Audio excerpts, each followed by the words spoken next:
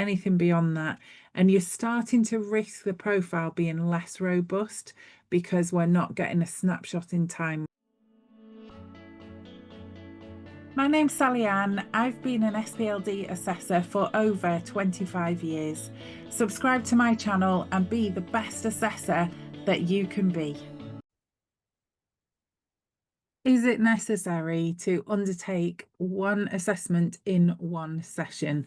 The answer to that is no, but let's explore it all a little bit further.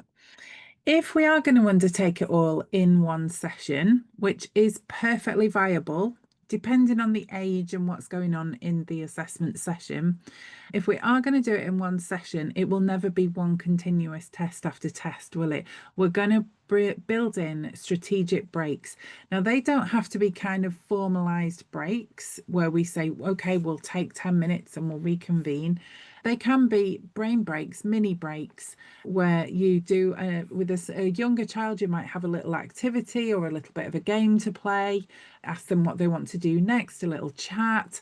And as they get older, we can just have little brain breaks and say, how are you doing? You know, what are you doing tomorrow? Do you feel okay? Are you ready to carry on? And those kind of things are subtle ways of giving the brain a little bit of a rest before we go on to the next part of the assessment. Totally valid thing to do. And it's also totally valid to have a pens down, let's stand up, let's stop for 10 minutes and we'll come back and do the rest of the assessment. That still counts as undertaking it in one session. So it's all on the same day and we end up with a profile at the very end. All good. The other thing that we can do is split the assessment into more than one session, also totally valid. And that could be that you say, okay, we're going to do this part of the assessment today, and then I'll bring you back same time next week, or I'll see you tomorrow and we'll finish it off and we'll do the rest of it.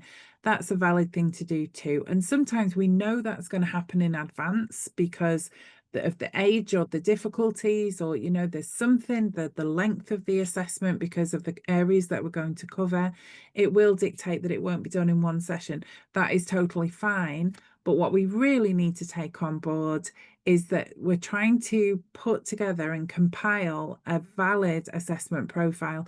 And if that's the case, the assessments need to have been undertaken within a 4-week period. That's SASC guidance. Now, it would be a very unusual situation where unforeseen circumstances have got in the way for that 4-week period not to be adhered to. It is not normal to undertake an assessment that takes more than 4 weeks to complete, and it's also not what we need to be doing if we've got control of the time to plan it so that it stretches over more than a 4-week period. So ideally it would be same day, next day, within a week. 4 weeks is fine. Anything beyond that, and you're starting to risk the profile being less robust because we're not getting a snapshot in time, which is what we're trying to do with an assessment. So 4 weeks within that 4-week period is really important to have in the back of your mind. And remember that you are signing that cover sheet to say that you have undertaken those assessments within a timescale, and that is indicated on the cover sheet. So the implications are, if you are undertaking it in more than one session, i.e. over more than one day, then the cover sheet will reflect that because you'll have the dates of assessment on the front of that cover sheet. It will also show in test conditions because you'll have something along the lines of this assessment was undertaken over one continuous session with breaks as appropriate, or you'll be saying over 2 sessions, and you'll put the dates in there as well. So you're just showing that there were 2 different things happening to compile this profile.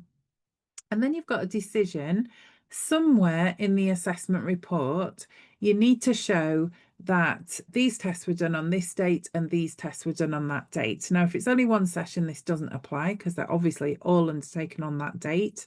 But if you've got more than one session, either in test conditions, you would list them on this date, these tests were completed, on that date, these tests were completed.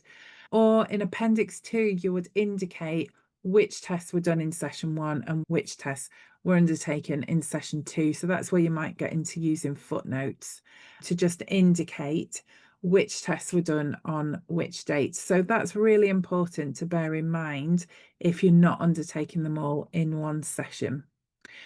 So as a reminder, we've got the 4-week period, which would be absolutely the norm to have completed all the assessments within. Don't forget about how important breaks are and brain breaks, and being able to get a really good measure of somebody without being polluted by test fatigue or anxiety because the session's been too long. And remember, it's your signature on the front of that cover sheet. So can we do it one assessment in one session? Yes, if it's appropriate to the individual, absolutely. Can we take it over more than one assessment session? Yes, we definitely can. And in some circumstances, that's absolutely the right thing to do.